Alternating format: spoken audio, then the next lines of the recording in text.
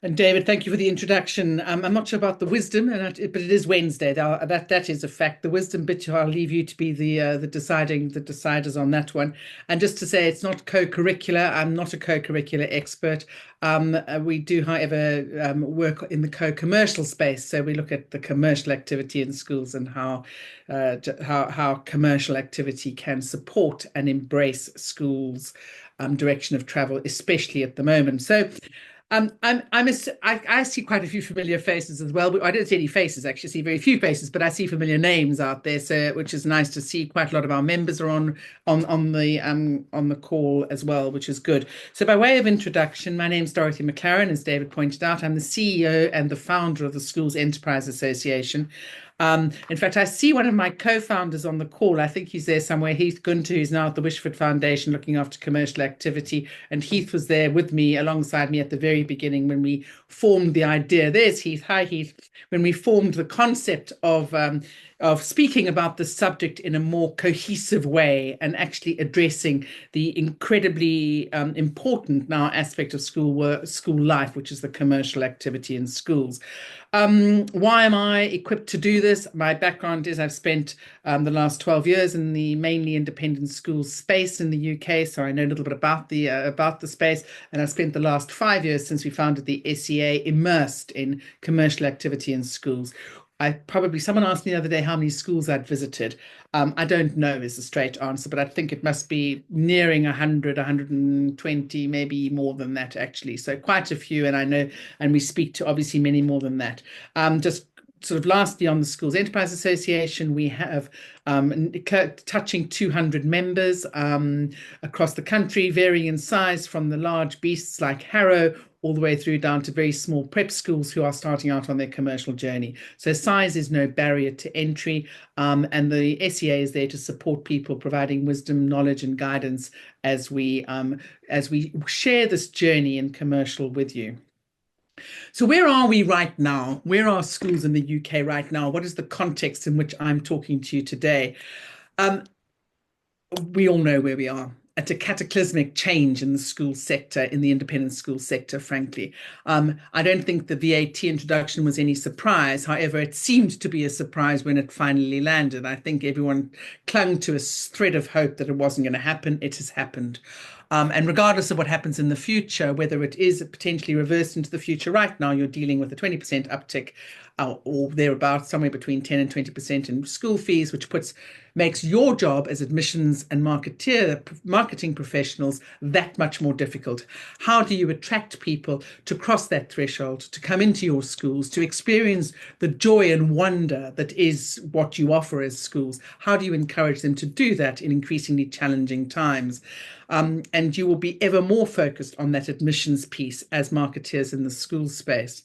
So I think we're as I say, at a point of change in the sector.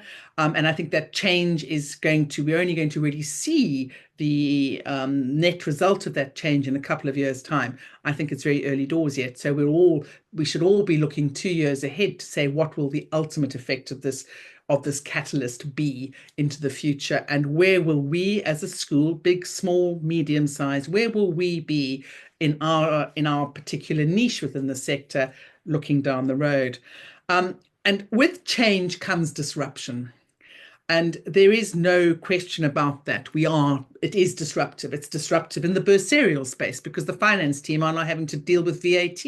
I was at a meeting of Scottish bursars last week, and I followed the person who spoke about VAT. I think I got the real graveyard shift on that one because I'd had someone really diving into the detail of VAT, the implications of VAT, where you charge it, where you don't, where you reclaim it, etc., etc. The detail of which is mind-boggling. So we've got teams in schools whose attention is absolutely focused on getting the numbers right, making sure that we report accurately and that you scrape back the VAT wherever you can, and that parents aren't too adversely affected. So before we do anything else, we're at a point of change. We've got heads who are absolutely focused on where do I find my next child to bring across that threshold and put behind that desk to educate, which is my sole purpose of being.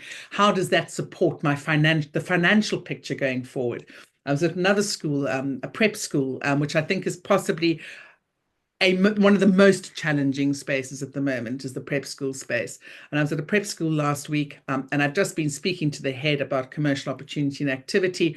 And I often find, because it's disruptive, the commercial piece, and I'll come to that in a moment, because it's disruptive, it often gets people thinking. It's meant to. I'm challenging their thinking. That's why they've invited me into the school to challenge their thinking and think potentially about commercial differently. And I happened to glimpse him about half an hour later, and he was standing in front of his beautiful picture windows, looking out as one often does at a prep school and at many of the senior schools, most of our senior schools, across a beautiful rolling lawn, with his head in his hands. And I just thought, I felt for him. I really did feel for him. I just thought, I know what's going through your head. What do I do? Do I have to take really bold steps right now in order to deliver the future for my school? Or can I afford to stay as I am? Because actually, that's my comfort zone. And he didn't say that to me. And I may be wrong, but I think that's probably what he was thinking. What sort of bold steps do I need to make now in order to secure the future of our school for the children of the next generations? And I think that's the challenge that everybody on this call is facing. And I think it's a really difficult challenge. It's really difficult because it means that you can't do what you did yesterday. It's not good enough any longer. It's not enough. So one of the most dangerous phrases in the English language is, "We've always done it like this," and I think that we can no longer afford to say, in the independent school sector specifically, "We've always done it like this." We have to say, "We may have done it like this, and we appreciate that we are set up to deliver like this, but we may have to make a change in the way we look forward and how we deliver into the future." And that's hard.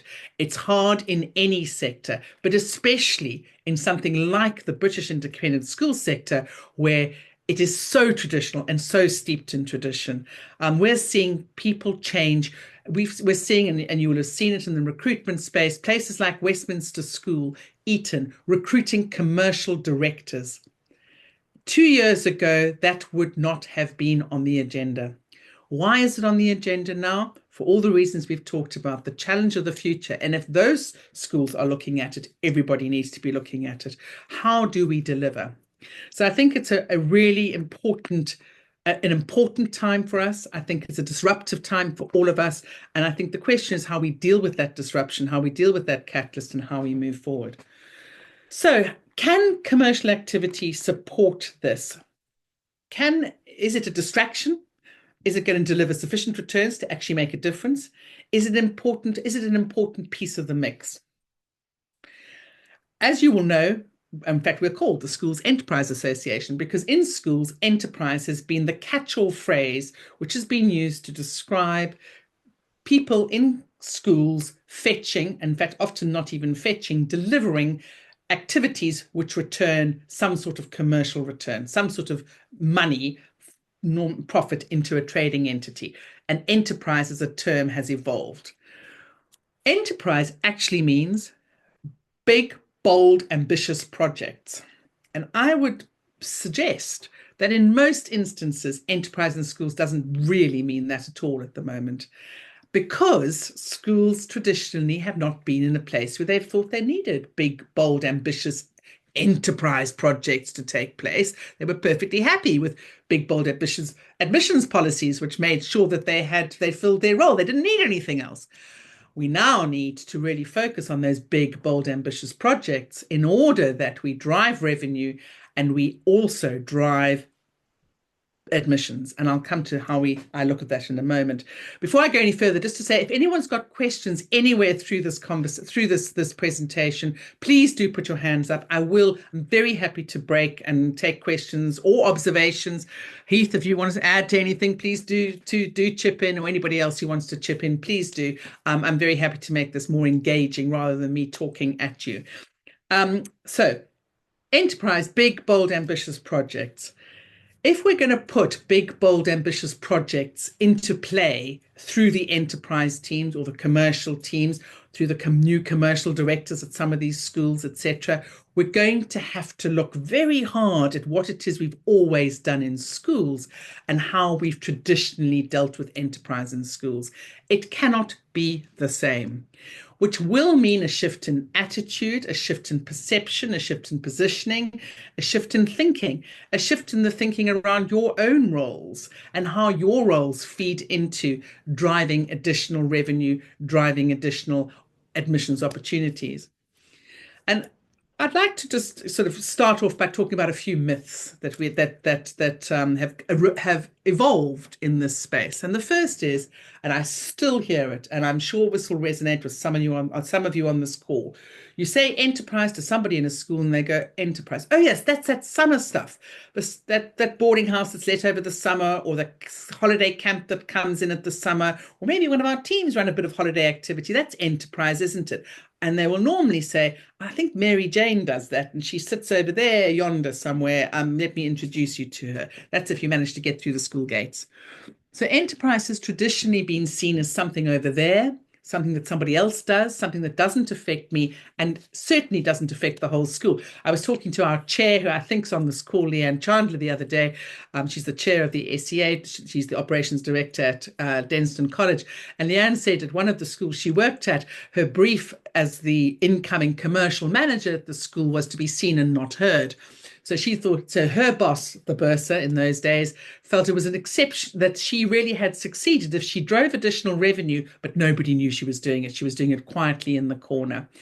That was 10, maybe 12, I don't know how many years ago it was, Leanne. Things have changed. It isn't something which can be perceived as something which happens when nobody else is around, quietly in the corner that nobody needs to know anything about. In my view, to be successful and to really deliver change in the school space, it needs to be something which is upfront and personal, really, that to everybody in the school. It's everybody's responsibility. But like safeguarding, it's everybody's responsibility. And that leads me neatly onto the second myth. Safeguarding is a major barrier. It's not. If you want to go and fetch those returns, the returns we talked about in terms of delivering that additional value, you have to manage your safeguarding protocols accordingly. Safeguarding is an enabler. It enables you to do what you do in schools, whatever it is, whether it's teaching children, welcoming a visiting sports team, having parents to a match tea from your school and from other schools, or whatever it might be. Safeguarding is an enabler, and that it enables you to have multiple different groups of people in the same space at the same time and keep vulnerable adults and vulnerable children safe. That's what it enables you to do. It is not a barrier to success. And I know that Heath's on this call. Heath used to be at Cheltenham Ladies College, and I think Hannah, I saw her on the call as well, potentially. It is a town-based school. It's really difficult to manage who's where at what time, because they can cross any door pretty much at any time they like.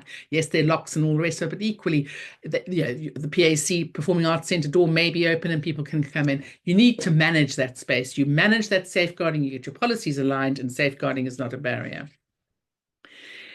And then we talk about the fact that we need the facilities. So some of you may only have a decent set of classrooms. You'll have to have those because you're selling education. And you may only have a very small Muga instead of a full-size 3G or 4G pitch. It doesn't matter what you've got in terms of your facilities. You actually are there to sell your biggest single asset, which is education. I was talking to a COO of a school last night, and he was saying, really what we've got to do is we've got to look at how do we take our IP, our intellectual property, which is the way we educate people. Doesn't matter what that means in terms of the different strands. It's the way we educate people. How do we take our IP and how do we apply that to opportunities beyond the school day and the school term? That's what commercializing your activity means. It means doing things differently, doing it beyond what you do at the moment. At the moment, you confine it to the school day, the children that are in that school, and the time that you're at school, excluding the holidays. And then there's some other stuff that gets tacked on at the side. You really need to look at it as a much more holistic thing. So it's not just about facilities. It's not just about whether you've got a swimming pool or not. You don't need a swimming pool to make money. You don't need beautiful classrooms. You don't need a beautiful building. You just need to think about things creatively, and you need to think about them laterally. Again, I was talking to bursars, and it probably wasn't the right message to give to bursars at the time because, well, last week, as I said, I was up in Scotland. Everyone's sitting literally thinking, where are we going to get the revenue from in the future to keep the school, the lights on, to keep the heating on in the pool, etc. And I asked them to stop counting the pennies and to really put themselves in a creative entrepreneurial space. It's difficult to do that, but we need to do that if we want to move forward and add real value to our assets. And that brings me to the next thing. We can't leave the bursar out of the mix. We can't sideline the head and not let and assume he or she doesn't need to know anything about commercial activity. We can't leave it to a standalone enterprise team and hope that they're going to be successful. You can't helicopter in a new commercial director with all the credentials in the world into Westminster or Eton or Tunbridge or Elaine's or anywhere else in the country. You can't do that without the senior leadership team and the rest of the school totally understanding what their role is and making sure that that role is integrated into the school's world and drives things forward. So it's a really important integration, and mutual respect and empathy is critically important. The enterprise team cannot sit in isolation. And the most important thing on that enterprise, on that isolation piece, is actually the place that many of you on this call in the admissions and marketing team occupy. And that is, we cannot do it without marketing. It's as simple as that. You cannot take a product, whatever that product is, whether it's the sale of your school hall to the local gym club, or whether it is a full-blown program that educates pupils beyond our border and beyond our day around, I don't know, AI. You can't take it to market unless you have marketing behind it. And it will not be successful unless marketing is involved. And more importantly, it reflects your brand if we do it properly. So marketing are the custodians of that brand. You are the custodians of your school's brand. In order to reflect that brand in the commercial activity that you deliver and develop, you need to be involved. Now, that may be a dip in and dip out involvement with a keen eye on admissions, but if we think creatively about whatever that project might be, it's an admissions opportunity. I was speaking to a group of people who ran their own early years holiday club at a school. So it was an internal team. I was speaking to the head and one of the team members responsible for running this early years holiday activity. It's only open to that school's current pupils. Well, in that first mouthful, I thought, you've just missed the opportunity. Surely the opportunity in a prep school space is to encourage people to cross that threshold and to join you and experience that school. So if you open that early years holiday care activity to a wider audience, you might get people coming across that school who are potential candidates for the school, for admissions, for pupils at that school. They get that experience piece. And that can apply to many, many, many different aspects of commercial activity. You may have a swim school running. You're running a swim school, you're getting people who aren't traditionally coming to your school I could talk about through the hedge, because most independent schools have a very large hedge or fence or brick wall around them. You're getting, or a long drive. I like up the drive as well. But you're getting people to come up that drive, walk through the hedge, cross that boundary, and experience what it is you have to offer. You will know from an admissions and marketing piece, that's critically important in getting people to actually embrace what it is you offer and potentially buy what it is you have to sell. So marketing is absolutely critical to commercial activity success. And in turn, if we get it right, commercial activity can help to support and drive admissions, making your lives easier. Working in synergy is absolutely, for me, the way forward, rather than silos, which is what's traditionally happened in this space. And we all know that the independent sector, we're no different to any other school sector, frankly, has grown up in silos. It's time to break those silos gently, to understand and respect each other's roles, but how do we work together to make, as we talked at our conference last year, make 1 + 1 = 3. That's not a very good accounting term, but it's an excellent entrepreneurial term, enterprise term. If we can make 1 + 1 really hum, we can make it = 3 and add true value to whatever that proposition is. So marketing don't need to be involved is a myth. They absolutely do, and it is far more successful when they are. Um, we will need to make a special investment in enterprise if we really want to make it succeed. You can't give the job to the PA, to the bursar's PA, and hope that all they have to do is take some bookings for the squash court or the swimming pool. That is not enterprise. That is admin. And enterprise, as I've pointed out, is a big, bold, ambitious project, or many big, bold, ambitious projects or programs. And I'll come to the strategy behind that in a moment. But the myth is that we can actually leave it to them and that we don't need to make an investment in actually delivering it. We do. We need to make an investment. And as I've pointed out, the Eatons, Westminsters, etc. of this world have recognized that and are doing that. And linked to that investment, we need to make the right investment. And I cannot tell you how many governors recently of schools have told me that a paddle court will be an excellent investment. And when I ask them why it's going to be a brilliant investment, they will tell me that paddle is a great investment because once they've got a paddle court, they can sweat it commercially because everyone wants to play paddle. Now, I'm not sure that's true. They may all want to play paddle, but if you're not anywhere near people who want to play paddle and the paddle court isn't accessible and you haven't thought through the administration of it, you are not going to make any money commercially out of that paddle court. If your pupils want to play paddle and you want it as part of your co-curricular offer, different subject. Then you look at that investment in a different light. But the point I'm making here is you need to make your, whatever those investments are in the commercial activity, you need to make them with absolute knowledge and understanding of what the impact of that investment might be. And that brings me to how do you look at the world? We truly believe that you need to look through the lens of dual use school first. It's as simple as that. Paddle court, good example. Dual use, if you're going to put one in, make sure that you can get to it easily so that you've got mum playing paddle at 11 o'clock in the morning when the school isn't using it. If she can't get there without climbing through the school and over the pupils, changing classes, etc., you're never, ever going to commercialize that asset. So dual use, what does it look like from a dual use purpose? And then school first. Is it something that we really want our pupils to be doing? If we don't want them to play paddle, then why are we bothering with paddle? Let's make sure it's dual use. So we look through a dual use lens and we deliver for the school first. Absolutely critical in our thinking. So if those are some of the myths, and there are many more myths we can explore, if those are some of the myths around enterprise in schools and commercial activities in schools, how do we move forward in this space? And I suggest, as I said earlier, that schools are changing. They have to change. They're changing because the world around them is changing. And the school is going to have to change. It's going to have to deliver in a different way if it's really going to survive, if it's going to be a sustainable project into the future, a sustainable charity into the future. And what does that changing school look like? And I think it's probably, and the more schools I see, the more I think it has to be. It has to be a school which has absolute clarity in terms of its leadership. And that leadership has to be obviously well informed strategically, which is the job, as we know, of the board. And strategically, we have to incorporate all aspects of school life, and that includes commercial.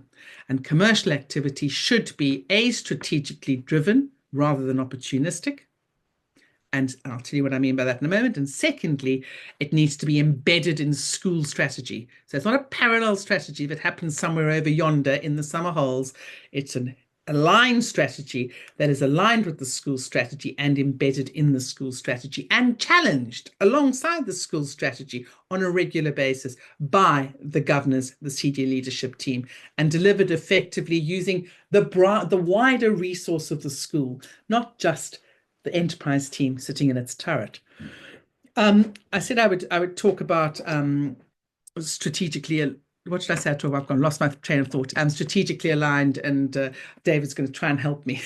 Don't worry about it. You're talking about the difference between opportunistic opportunity. Thank you. I knew I wanted to touch that one. Thank you very much. Opportunistic. Exactly.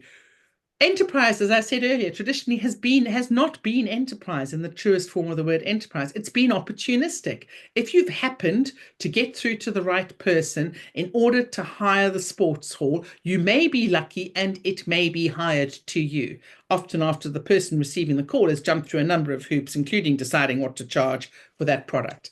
Now, you as marketeers, predominantly on this call, will know you can't sell anything doing that. You cannot sell anything waiting for the phone to ring. You have to pick up the phone. And you will know that from an admissions and marketing perspective, even more than anybody else in the school space. Enterprise is no different. Define the project, understand the program, strategically align it, and make sure that you then proactively go out there and fetch the business. Go back to marketing.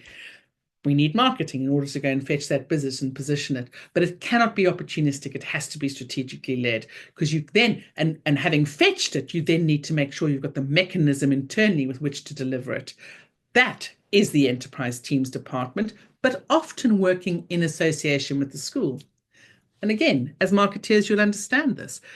If you were delivering, let's use the early years aftercare, holiday and aftercare provision I was talking about earlier, if that is not congruent with the school's brand, do you want to invite people to experience it? Probably not. If it is congruent, you will be begging to get people to experience it because it is an admissions opportunity. It should be congruent. It can only be a congruent offering, an offering that is reflective of your school's brand, your school's positioning, your school's intellectual property, your school's aspirations, your school's USPs. It can only be reflective of that if it is embedded and embraced in the school strategy. So it is strategically led. It's really, really important. So, assuming that we have buy-in from the school that actually we've got a catalytic moment, we have to go and deliver additional revenue, we need to support and drive admissions, we need to make sure that we reinforce and embrace and create a halo, I call it, effect around that school's brand on an ongoing basis. We need to embed it in strategy. What do we then need to do in order to really drive commercial opportunity, or co-commercial opportunity as we call it? We need to have a strategy. And it sounds stupid and it sounds obvious, but so often, unfortunately, in schools, it's relegated to the opportunistic space rather than the strategic space. And that strategy needs to be embraced in school strategy, signed off at SLT and board level, and then led from the school's leadership team in terms of delivery. And that's critically important. Many of the people on this call, and I recognize not many, but quite a few on here, are actually people who lead enterprise teams in schools. There's one person on this call, I won't single them out, but I'll give you an anecdote. I was invited by the school to go and visit the school and to enjoy an evening of canapes and a school tour, which was positioned to market the school's opportunities for commercial lets to a buying audience. So it was a marketing event. And they had the bursar handing out the snacks.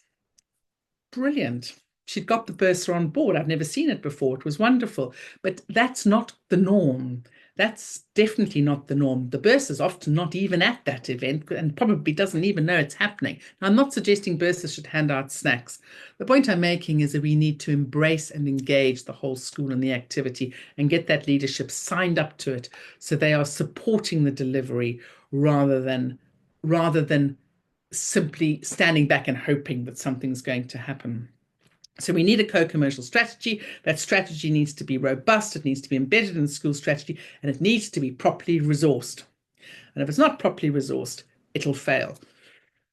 Now, from a marketing and admissions point of view, I've pointed, and I don't think any of you would disagree, but please do disagree with me in the chat if you do, or ask the questions, that marketing needs to be integrally involved in whatever it is the school is offering as a product, whether that's a commercial product alongside education, or whether that's the education of the pupils, which is the main product you're selling. Marketing needs to be involved. Resourced appropriately from a commercial point of view means that strategy has appropriate marketing resource allocated to the delivery of that strategy. Because if it doesn't, it will fail. Now, I appreciate, as everybody does, that the marketing teams are stretched, because we all are in the school space, stretched beyond capacity often, trying to drive those admissions. And therefore, anything additional to that is going to be seen as problematic and really not marketing's responsibility, which is one of the reasons I like to think about it being aligned. Because if it's an aligned strategy, so if we're opening up the early years art holiday club to a wider buying audience, it's supporting marketing. If it's supporting marketing, surely, in my mind, it would be an enormous opportunity for marketing to be involved in that and to ensure that their audience, their prospects, are invited to experience the school through that particular opportunity.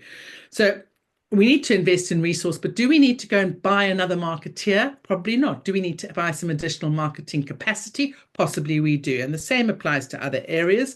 So the matron is not going to be able to turn around 100 boarding houses overnight without some support and some help. Now, that may mean you've got to go and hire in some more porters or hire someone else to help you. Whatever it might be, you will need to invest in order to deliver a return. But that investment will be appropriate and according to the level of return and strategically aligned, and hopefully make the most of the expertise that actually exists in the school, because there is marketing expertise sitting in the school, and we should be engaging in that and embracing that expertise and working together to deliver these results. One of the questions that we posed up front was driving synergy and adding sustainable value with a well-formed commercial strategy. I've given you a little bit of a taste of that by using the early years example in terms of opening and widening that net. I've mentioned swimming pools and swim programs. It doesn't matter what it is. If the school owns that activity, and I say own, if the school develops its own product and it takes that product to market, it will have taken in delivering that product and taking that product to market, it will have developed an MVP which embraces everything from the school's current staffing resource through to the school's current physical assets to the school's brand and its positioned as a school which delivers swimming, for example, at a decent level. All of those things will have been packaged up in this product that is now being taken to market. In packaging that, you are adding value to your base assets, to your core assets. So instead of the commercial team sitting there saying, right, well, we need to sell the swimming pool space, let's go and find someone, let's sell them 50, 60, 100 quid an hour for the use of the pool, brilliant, that's it, done, we've got that. If you take that pool space and you take that hour and you as a school put in 60 children, 30 each hour, or even half of that, 15 every half an hour into that space, which is what your swim school that you've sold the space to at 50 or 100 quid an hour are going to do. If you do that, not only will you drive better commercial returns, you will drive more sustainable returns because you own it and therefore you're going to focus on actually delivering it. You will drive a brand opportunity and brand enhancement opportunity because people are crossing that threshold, experiencing the school through that particular asset, whatever it is. I've used a swimming pool in this instance. So if you can add value to that asset, whatever that asset is, and in the pool space, you've got two. You've got a co-curricular asset, which you're adding some value to because you're actually offering swimming anyway. That's why you've got a swimming pool. And you're adding value to the pool itself because you're adding people into the lanes and you're actually driving greater revenue a better return financially than you would if you just let it to somebody else. You are also repositioning the school as a space that is part of the community, a hub for the community, etc. And if you manage that pool really well and you embrace the wider community through partnership opportunities, etc., you have a cohesive, strategically, hopefully aligned, because you have a pool, therefore swimming must be part of your curriculum, strategically aligned proposition that adds value and delivers a more sustainable future for those schools and a better and more sustainable program than it does if you simply hire the pool or the lane or whatever it might be out to the nearest local bidder. So I think in terms of driving that synergy and adding sustainable value, one needs to think very critically about what it is we're doing. That is the job of the enterprise team in conjunction with the rest of the school cohort to do that strategic thinking piece, and then to look at the delivery and how do we actually make that and take it to market to make it sustainable into the future. So if we have agreed all of that, which I'm making some wild assumptions here, if we all agree with that, the question then becomes, how do you engage? How do we get to a point where we've done all this critical thinking, we've got the key players involved, but we've still got a cohort of staff of anything between, I don't know, whatever the numbers are, 30, 60, 200, 260, 300 people that need to be involved in all of this and embraced in all of this. And we've got a leadership team that need to be constantly reminded of where we're going, where we're headed, and what the value is that we add. And marketing, again, can be a critical ally to the enterprise teams in schools in supporting and reinforcing the work that is done in the commercial space to deliver a better return for the brand and a better financial return for the school. And I firmly believe that we need to continually communicate internally at every level and every opportunity in order to drive that synergy through the school and to enable people to truly grasp what it is we're trying to deliver and support that delivery rather than seeing it as something which happens where I started, which is somewhere over in the summer holes and it's someone else's responsibility. So I think and I have it's coming up to 10 past. So I've been speaking for 40 minutes, which I think someone who was speaking at our conference is an awfully long time to speak solo. So I'm hoping there are going to be some questions on the back of this. So in sort of closing, I think there's opportunity at all schools of all sizes and all shapes. I think the marketing team have to be involved in that, identifying that opportunity, not in delivering it. They do have to be partially involved in delivering it, or in an ideal world. They need to be part and parcel as well as the imagining of that opportunity. In fact, you're well positioned to do that because marketing are traditionally the Imagineers in the space. They're the creative thinkers versus the Bursarial team, who are the, if you like, the right brain thinkers, and the and your head, who's focused on the educational delivery and the bit of the co-curricular activity. You as marketeers are critical allies to the enterprise teams in schools, and I hope you see that. And you are their support mechanism. And I think that schools have opportunities to think way beyond the traditional enterprise activities of, should we host a wedding in the chapel because we've got one, or shall we actually just sell the pool out at 60 quid to the local swim school? There is masses of opportunity, but it's got to be driven strategically. It has to be aligned. It has to add real value into the future and be sustainable, and it needs whole school support in order to deliver it. So I've spoken quite a lot. I'm hoping that there's going to be a question or two from the field. I can't believe that Jules just sat there. Well, maybe you were behind you. Maybe you're probably all working by this stage and given up on me. But if there are any questions, I'm very happy to take questions.